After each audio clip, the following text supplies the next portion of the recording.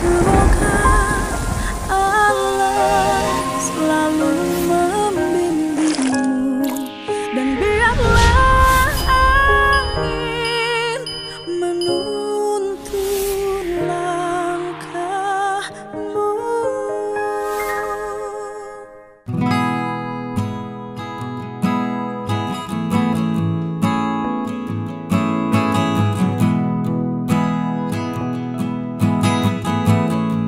Kita hari ini ingin mendapat penjelasan yang lengkap dari manajemen Rumah Sakit Umum Daerah Subang. Ini menuju rumah sakitnya, ini suasana menuju rumah sakitnya.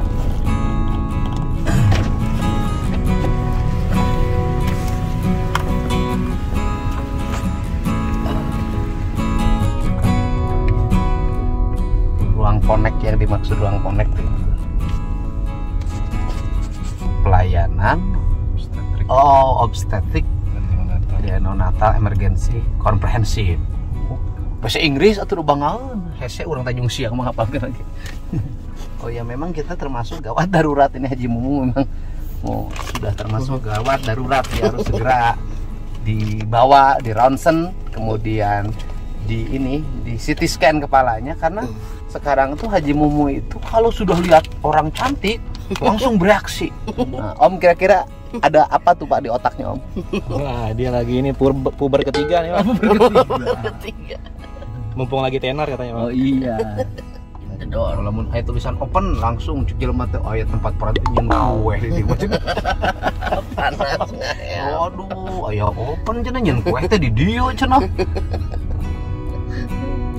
Instalasi rawat jalan.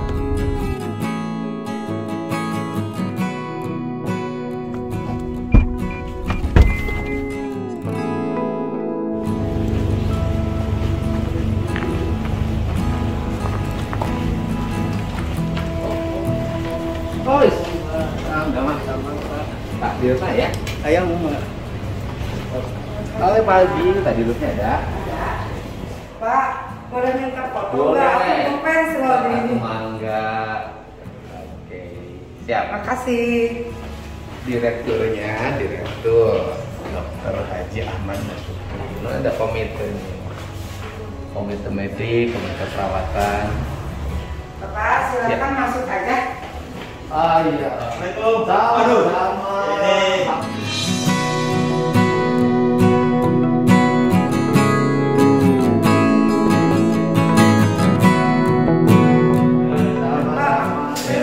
Gitu sih. Ayo. Pulang saya ya. Iya dong. Iya Bu, sehat. Tuh, ruang direktur. Kemarin kan saya ke sana. Karena rame ya. Kita ingin cepat memberikan penjelasan yang komprehensif. Siap. Udah nemuin suaminya. Siap. Terus kemudian saya udah ketemu Bu Bidan. Ternyata kan kelahiran yang ketiga. Keempat, ternyata yang satu meninggal. Iya, siap. Dan memang jaraknya dari situ ke sini menurut saya sangat jauh, 2 jam. Dan kemudian kalau lihat dari kronologis kan ditangani di IGD, berarti bukan penolakan sebenarnya. Nah, problem utama apa sih sebenarnya, Pak Direktur? Ya, kalau lihat dari yang disampaikan Bapak itu memang benar. Ini Pak, mohon izin saya sudah pernah 5 tahun Pak di Dinas Kesehatan menjadi Kepala Bidang Kesehatan Masyarakat yang membawai bidang-bidang Pak, lebih kurang sekitar 500-an. Iya. Nah, kendalanya memang pertama ini membangun komunikasi sistem rujukan. Ya, jadi seperti Bapak sampaikan memang betul. Artinya, kalau secara sederhananya ya Pak ya, kalau kita mau ke rumah orang tua yang beda tempat kan harus telepon dulu. Iya. Siapa tahu orang tua kita tidak di tempat, atau orang tua kita tidak nyiapkan kita makanan gitu ya, yang kita sukai gitu kan. Atau mungkin bisa juga janjian ketemunya di mana gitu. Iya. Artinya, kalau ini masalahnya lebih-lebih lagi nyawa. Nah, kalau nyawa pasti kan betul kata Bapak, sistem itu sudah kita bangun dulu Pak. Ya mungkin karena situasi ya, COVID dan sebagainya mungkin. Dan yang buat sistem kan bukan kewenangan rumah sakit. Ya, Ya kan kewenangan pemerintah daerah melalui dinas kesehatan. ya. Jadi komunikasi ini Pak. Jadi kami juga kaget. Bidan-bidan saya itu biasanya kalau ada rujukan selalu ditelepon dulu seperti Bapak sampaikan. Nah ini setengah jam berjalan baru kami dikabarkan. Oh iya, kan logikanya gini Pak. Kan logikanya, ini pasien nih jauh kan jaraknya. Iya. Kemudian emergency. Kan semestinya di sana itu mengkonfirmasi Betul. ke sini tanda-tandanya seperti ini. Betul, diagnosanya. Pasiennya. Iya. Kemudian apakah bisa nggak ditangani di situ? Betul. Nah, kalau misalnya ternyata di sini karena tanda-tandanya itu tidak bisa, itu bisa jadi di situ kan karena penuh, Iya. karena peralatan yang tidak mumpuni, kan gitu loh. Siap. Kan sebenarnya dari situ lebih dekat ke Bandung, Pak. Logikanya. Apalagi kalau melihat Lebih dekat ke Hasan Sadikin. sesudah ke Subang, ternyata Subang tidak ada tempat yang ini kosong. Ke Bandung berapa jaraknya, Pak? Dibandingkan langsung ke Bandung. Iya. Kan si ibunya bercerita bidannya bahwa dia tahu bahwa rumah sakit ini penuh setelah dia di kota. Ya. Maka logikanya kenapa sih ketika tidak pada penanganan di puskesmas awal itu memastikan, mengkonfirmasi di mana harus diterima. Jadi ceritanya kalau masuk ke sini kan tangani IGD. Betul. Ini pasiennya itu apa kategori penyakitnya? Ya. Jadi informasi yang kami dapat dari bidan A yang di puskesmas itu informasi bahwa pasien ini dengan keluhan didiagnosa adanya penyakit tekanan darah tinggi yang berat dalam kehamilan, disertai adanya shock.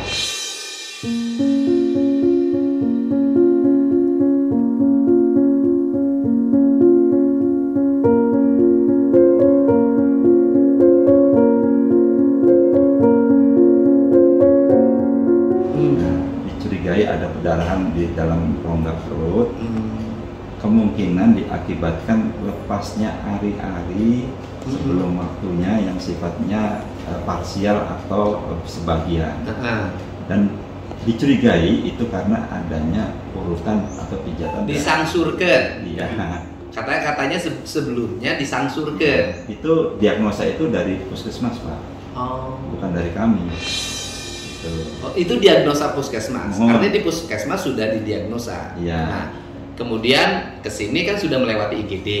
Iya. Kemudian masuk ke Ponek. Betul. Problem di Ponek apa? Di Ponek pada saat itu ada pasien bersalin, Pak. Jadi bidan kami kaget begitu jadi bidan A memberitahu ke kami, tapi begitu kami kasih jawaban bahwa ICU penuh, ya si bidan A itu bilang, oh jangan ke saya nggak bawa pasien, yang bawa pasiennya bidan C di jalan. Nah ini nomor HP-nya. Jadi yang mengkonfirmasi ke sini itu bukan bidannya langsung. Bidan yang bawa pasien, Bisa bidan yang bawa pasien? Bukan. Jadi bidan yang lain. bidan yang di puskesmas. Bidan jadi yang mengkonfirmasi bidan yang jadi bidan yang mendampingi Di jalan. itu di jalan. Dia tidak mengakses langsung ke rumah sakit. Tidak, Pak. Tadi justru kami mengabar setelah dikasih nomor HP oleh bidan puskesmas tersebut, baru bidan kami menelpon yang di jalan. Kan seharusnya yang berkomunikasi langsung itu adalah yang mendampingi. Betul. Logikanya gitu. Ke sini. Nah, problem di sini sehingga dalam bahasa suaminya kan ditolak, dalam bahasa dia kan. Nah, sebenarnya apa sih yang terjadi di sini? Gini, jadi sudah kita periksa di IGD. Nah, IGD ini kan sifatnya untuk memilah. Ini pasien ke kandungan atau ini pasien penyakitnya ke penyakit dalam dan sebagainya. Bawa ke kandungan, di kandungan itu ada tempat namanya Ponek ya, Pak. Ponek, iya. Ya, di Ponek itu bidan kami kan sudah kontak-kontakan tadi sebelumnya, Pak. Itu kaget loh, kok di telepon 15 menit kemudian sudah datang. Sedangkan kami belum mempersiapkan sesuatunya. Jadi mengkonfirmasi, Iya. ya kan, bahwa dia akan ke rumah sakit berarti sudah dalam posisi dekat. Iya. Di kota itu, Di kota. baru mengkonfirmasi ke sini. Ketika dikonfirmasi, kemudian rumah sakit mengatakan, gitu loh, Iya. di sini belum ada persiapan. Karena nih di sini tempat penuh ICU. Oh, penuh. Jadi tolong cari ICU Ponek. Ponek. Gini, di Ponek nggak dibagi. Kan nanti kalau seandainya jelek-jeleknya harus dioperasi, kan setelah pos operasi ini kan harus dirawat di ICU kalau ada gangguan-gangguan yang lain. Nah itu sesuai SOP, Pak. Ya, jadi kita juga serba salah kalau tidak sesuai SOP, nanti disalahkan juga. Nah gitu. Nah, bidan kami menyatakan gitu. Jadi pada saat masuk ke Ponek, kaget bidan kami. Loh, ini yang mana gitu kan? Oh ini yang tadi telepon. Oh kok cepet gitu? Kok 15 menit sudah nyampe? Padahal kan Tanjung Siang ke sini kan jauh. Iya, iya. Kami belum mempersiapkan karena kondisi kami selesai nolong persalinan ada. Oh, ruang connect ini bisa melayani berapa yang bersalin? Bersalin itu ada bisa sampai 5. 5. Iya. 5 bed berarti. Iya, tapi gini ya, kan bidan kami kan pada saat itu kan saling menangani itu kan berbarengan gitu ya. Yang di 5 bed itu yang terisi berapa pasien? Waktu itu ada 2 pasien. Ya. Berarti 3 bed masih kosong. Ya, tapi kan pada saat itu kami baru selesai melayani. Mm-mm. Jadi artinya kami begitu melayani kan artinya berharap bisa membereskan tempat untuk menyiapkan ini datang. Jadi menurut saya sih ini lebih pada faktor komunikasi. Komunikasi itu yang paling penting, Pak. Jadi faktor komunikasi antara bidan dengan bidang kebidanan connect ini. Ya, dengan andai kata berkomunikasi sejak awal, ya. ketika masih di Tanjung Siang, mungkin ceritanya udah beda. Begitu Pak, persisnya Pak. Ya seperti memang kan gini ya, ini kan jadi buang-buang waktu seperti kata Bapak. Jadi pasien dibawa ke Subang bawa ke Bandung. Kalau misalnya dari Tanjung Siang ke Bandung ceritanya bisa lain. Lebih dekat. Ya, makanya Tanjung Siang Bandung 1 jam nyampe. Ya, ini makanya kan arahan dari Bapak Bupati dan Pak Sekda, kita harus membangun lagi jejaring rumah sakit lintas batas. Jadi tidak harus jauh-jauh ke di Bapak sampaikan ke Hasan Sadikin, bisa saja nanti kita KBB, bisa juga Sumedang, bisa juga. Ya kayak misalnya gini loh. Kalau di Purwakarta ya, di Purwakarta Tamrin itu penuhnya orang-orang Pabuaran.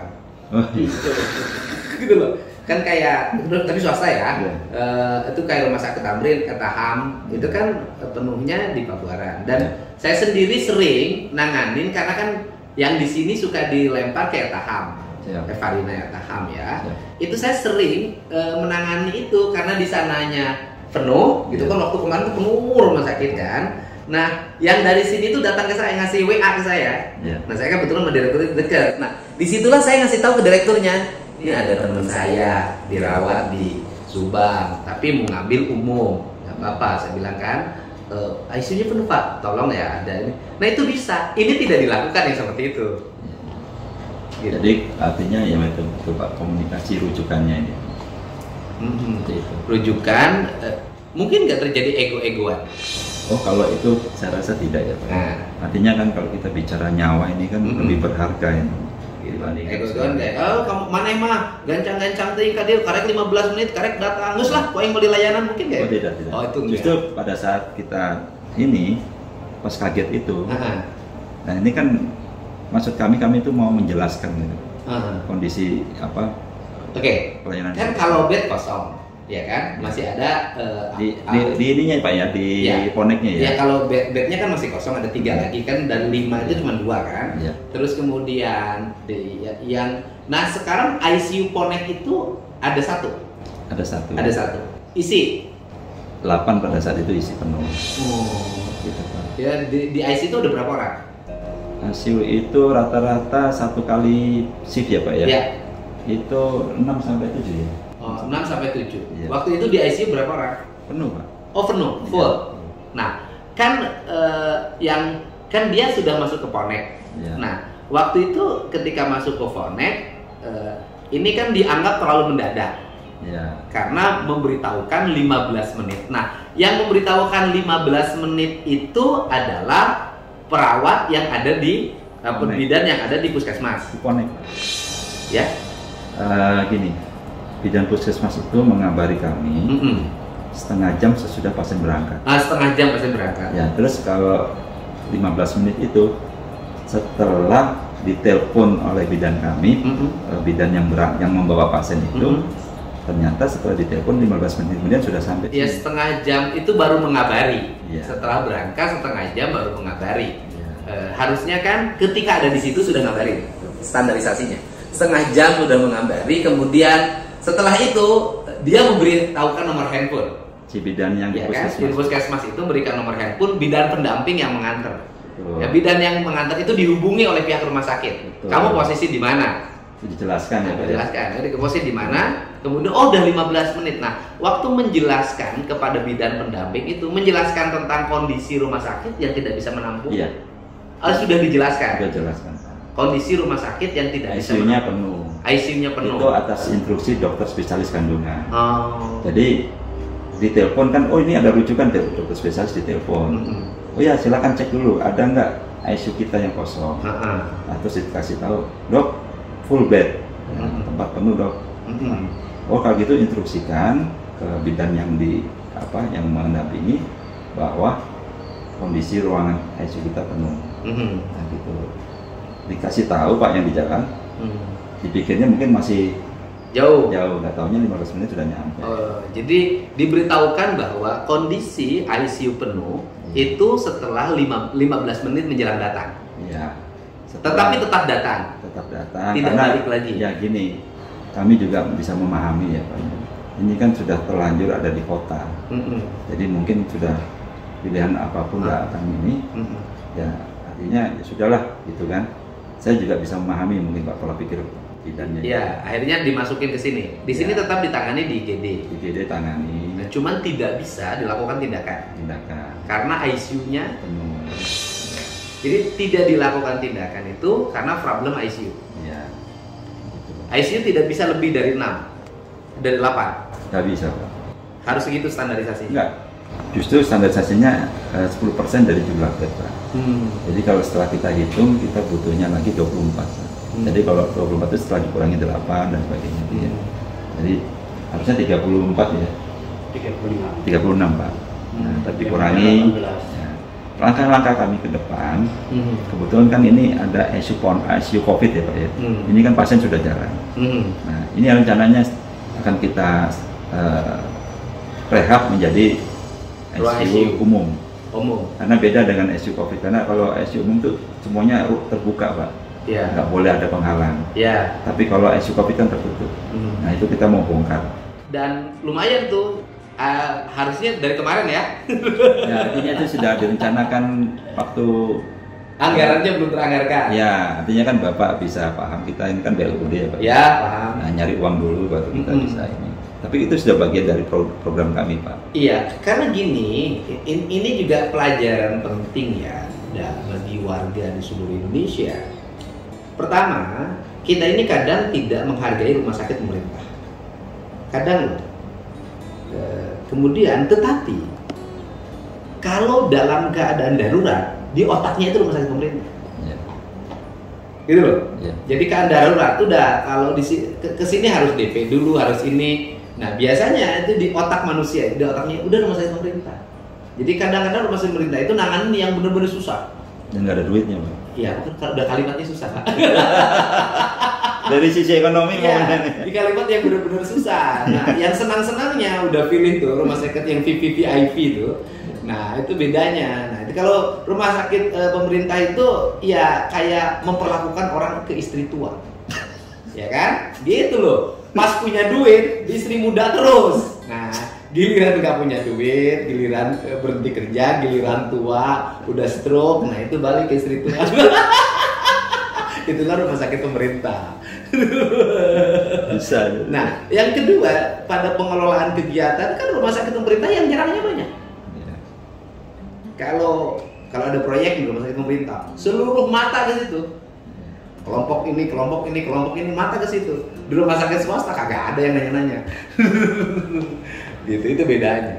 Nah ini sekarang nanti ICU-nya jadi nambah berapa? 6 Pak. Nambah 6. Tapi problemnya kan SDM-nya Pak. Jadi gini Pak, kalau ICU itu satu pasien tuh logikanya minimal ada 1 perawat. Jadi 1 pasien tuh dipegang 1 perawat. Nah ini berarti kita juga harus melatih. Memang kondisi kami ini kan semua mungkin ya, karena COVID ini kan diklat itu kan dihentikan. Nah, kami sudah ini dan ini posisi sudah waiting list Pak. Gitu. Jadi memang sudah ada arah ke sana dari sejauh hari. Dan memang kalau Subang ini kan penduduknya banyak ya. 1,6. Iya Subang, terus kemudian berbatasan dengan Indramayu, berbatasan Pulau Selatannya dengan Sumedang. Ini kan problem Jawa Barat. Itu adalah problem di rumah sakit rujuk. Nah semestinya kan setiap ex-presidenan itu ada 1 rumah sakit rujukan. Nah di kita ini kan semuanya terujuk ke Hasan Sadikin. Ya kalau yang tinggalnya di Botabek, mungkin deket ke Jakarta dong. Iya. Nah, tapi kalau yang tinggalnya Indramayu, Cirebon, Subang, daerah Pamanukan, ya kan semuanya tersentral di Hasan Sadikin. Nah, karena tersentral di Hasan Sadikin, kemudian kan menggunakan BPJS. Nah, dilayani sih, tapi kan antriannya panjang. Itu operasi kutil aja bisa ngantrinya 3 bulan itu. Karena nunggu panjang, bukan tidak dilayani karena jumlah pasien yang banyak. Dan ada yang mahal lagi di situ adalah di kita ini punya kebiasaan kalau ada pasien itu harus ditungguin. Iya. Beda dengan pasien. Dan kebersamaannya banyak. Nah, karena ditungguin, akhirnya itu nyari rumah singgahnya mahal. Betul, Pak. Iya. Dan jangan hati-hati di rumah sakit pemerintah ini ada yang rumit, apalagi di Subang. Sama Subang, Purwakarta, Karawang bersama Indramayu sama. Yang nengok ke rumah sakit itu bisa sekampung, jangan salah. Yang sakitnya satu, yang nengoknya 50, saking kebersamaan. Setiap yang nengok itu bawa timbal dahar KB. Ya Pak ya, bener kan? Betul. Karena kebersamaan. Tapi itu jauh lebih baik dibanding orang kaya di rumah sakit, anak pun gak ada yang nengok. Itu jauh lebih baik, sedih. Nah, ini problemnya tidak ditangani itu karena ICU-nya penuh. Karena tidak ICU-nya penuh, akhirnya Disarankan. Dari awal kan sudah disarankan. nah pertanyaannya, Iya. andai kata Iya. ICU-nya tidak penuh, Iya. di sini bisa nanganin nggak? Pasti bisa, Pak. Insya Allah. Bisa. Artinya tidak dalam kategori bahwa tidak memiliki kemampuan untuk menangani. Dokter Ojimnya siap. Siap. Iya. Cuman karena tadi itu fasilitas ICU tidak ada. Nah, khawatirnya kalau ada apa-apa kan nanti. Nah, Jadi kecemasan rumah sakit itu adalah karena ICU-nya penuh, Ya. kalau diambil tindakan, ya. khawatir Ya. terjadi Hal-hal sesuatu. Ya. Nah, kemudian sedangkan ICU-nya penuh. Betul. Bahasa kasar, takut meninggal ketika dilakukan tindakan medik, nanti Ya. dipersalahkan. Iya. Tapi itu bukan lempar tanggung jawab, Pak. Oh tidak, kalau kita lempar tanggung jawab itu kan berarti kita dari awal di IGD pasti sudah ditolak. Enggak kan gini, Pak. Ini kan pasien nih, Pak. Pasien ini tidak bisa ditangani karena ICU penuh. Ya. Tetapi juga kalau dilepas dari rumah sakit kan sudah terprediksi pasti meninggal di jalan. Ya, makanya kan gini, sebetulnya bidan kami itu tidak dalam kapasitas untuk bilang ICU penuh terus selesai. Itu kita mau melanjutkan lagi memberi penjelasan. Ini kalau ditangani di sini resikonya seperti ini. Tapi karena situasi kan mungkin ini ya, bidannya juga mungkin panik dan sebagainya. Nah, bidan kami juga baru beres nangani pasien, belum sempat duduk katanya. Nah, menerima. Dia masih capek lah. Ya. Bidannya baru menangani pasien, Ya. masih dalam keadaan lelah, sedangkan tiba-tiba ada pasien baru datang. Yang tadinya disangkanya masih jauh. Dia disangkanya masih jauh. Itu psikologi, Pak. Ya. Kalau itu siapapun pasti mengalami itu. Ya. Ya, saya juga pasti begitu. Ya. Capek nih harus datang dia gitu, Pak. Ya. Nah, kemudian tiba-tiba sudah datang lagi. Ya. Nah, tindakan untuk kemudian pergi ke Hasan Sadikin itu inisiatif siapa? Bidan perujuk. Bisa bro. Mereka yang berinisiatif. Oh, Karena sudah di sini tidak mungkin bisa diambil tindakan. iya. Cuman mungkin kan dari dokter juga sudah bisa memprediksi, Pak. Kalau dari sini ke Bandung, misalnya ke Hasan Sadikin itu kan kurang lebih 1,5 jam. Iya. Ya. Sudah bisa terprediksi dong bahwa dia tidak akan kuat di jalan. Ya, jadi dalam sistem rujukan itu Pak, ada namanya tindakan prarujukan. Jadi pasien ini bagaimana caranya kalau dalam jarak yang sekian ini transportable, artinya layak untuk diberangkatkan. Nah, kalau tidak, ada yang namanya tindakan prarujukan untuk menstabilkan pasien dulu. Nah, gitu. Jadi pasiennya harus distabilkan dulu supaya dia nanti bisa nyampe dengan ini, ya, sesuai dengan harapan. Iya. Seperti itu. Kalau kemarin distabilkan dulu nggak? Informasi yang saya dapat, ini kan tensinya yang ngedrop itu. Iya. Itu sebaiknya memang dinaikkan dulu menjadi 110 lah Pak paling nggak. Ya, itu kan bisa dengan cara-cara pasang infus mungkin 2 jalur kanan kiri, kalau kurang kaki kanan kiri. Terus botol infus yang plastik itu harus diperes Pak. Itu salah satu tindakan keilmuannya medisnya seperti itu. Tapi dilakukan nggak tuh kemarin? Ya saya tidak tahu, mungkin karena bidannya sudah panik, ya. Jadi udahlah daripada aja. ya.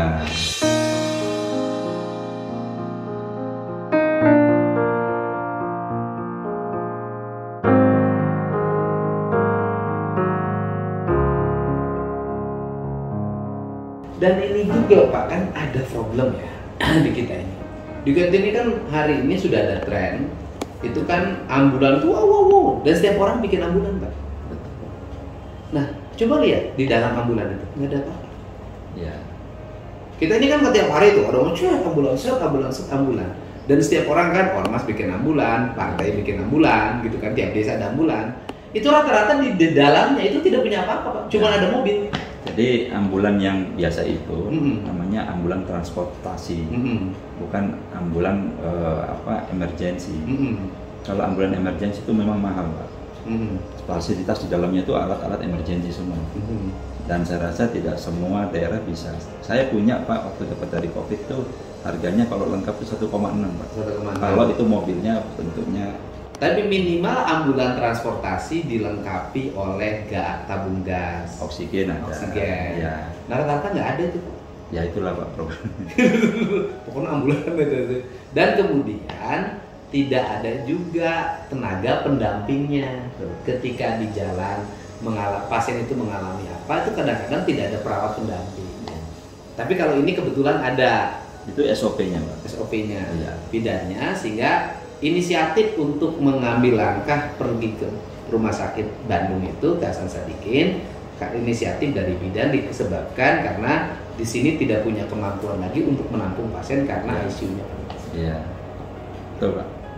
Cuman kemarin diketahui atau tidak diketahui tindakan darurat apabila di perjalanan terjadi apa-apa seperti tadi pasang infusan kanan kiri, kaki kanan kiri, itu Bapak tidak mengetahui apa dilakukan itu atau tidak? Ya, artinya itu kan tindakan prarujukan pada saat sebelum berangkat di puskesmas ya. Gitu. Nggak, yang dari sini ke sananya Pak? Ya dari sini Kan sempat turun di iya, UGD. Si bidan kan langsung keburu balik kanan. Oh, tidak sempat dulu dilakukan tindakan. Ya gitu komunikasinya kan juga tidak, pas itu tidak lancar ya. Oh. Karena kami baru ini kaget gitu ya. Dia datang terus dijelaskan, itu penjelasan belum selesai sudah langsung.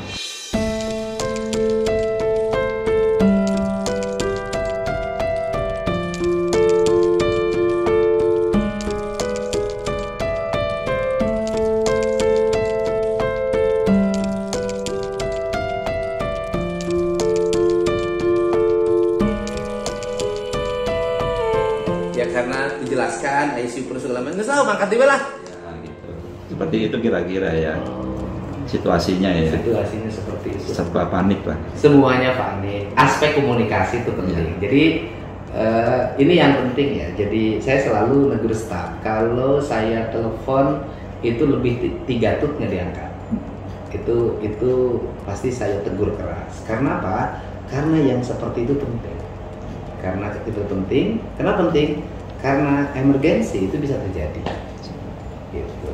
Padahal kalau tutnya 3 kali itu rumahnya keburu kebakar.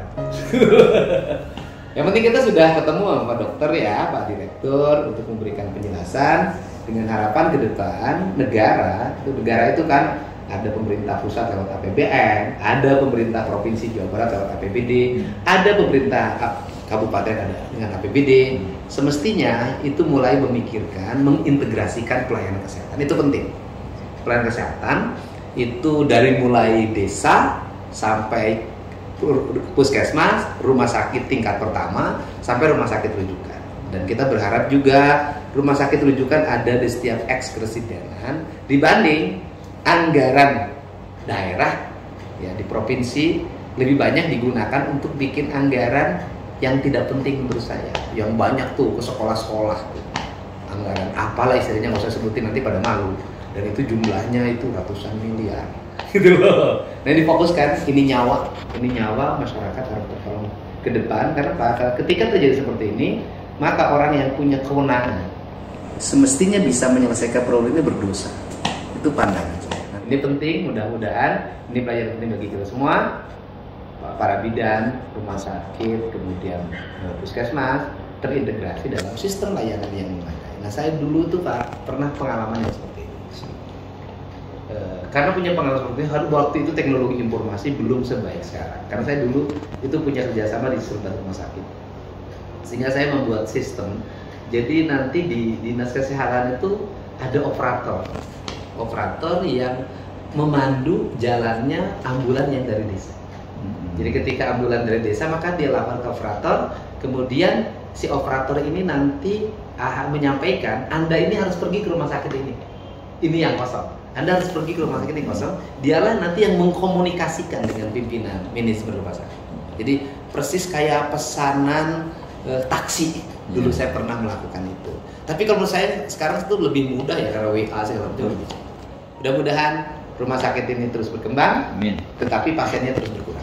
Amin. Ya Pak ya? Ya. Rumah sakitnya terus berkembang, pasiennya terus berkurang. Kalau saya katakan mudah-mudahan pasiennya terus bertambah, berarti saya mendoakan dong Banyak yang orang sakit. Subang pada sakit. Nuhun ya. Pak nuhun ya. Dan Nuhun bisa.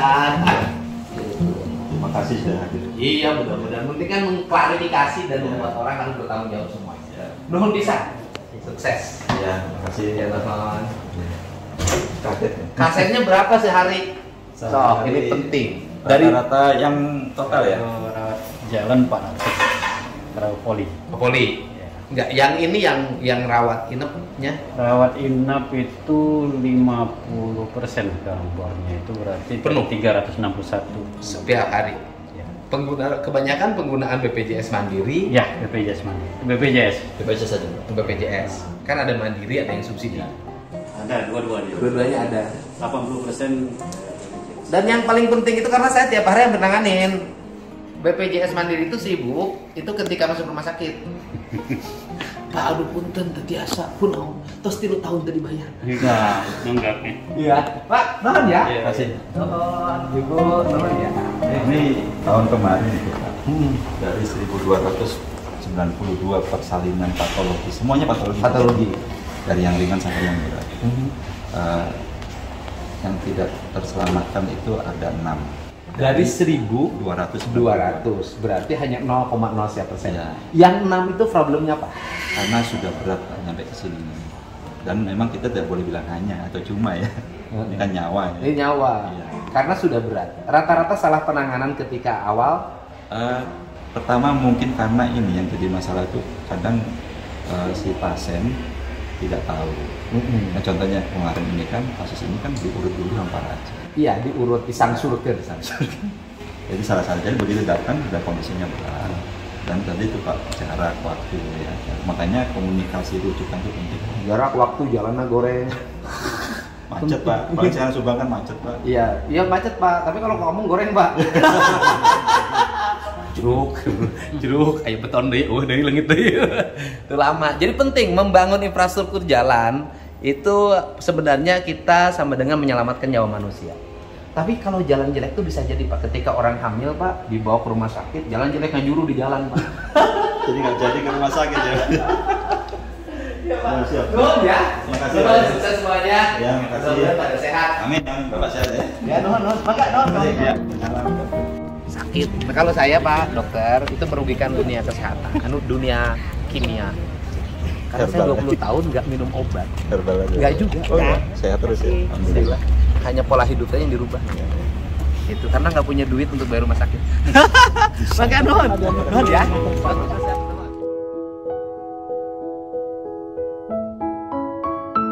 Pak dokter nuhun ya, Pak Dirot nuhun. Waalaikumsalam.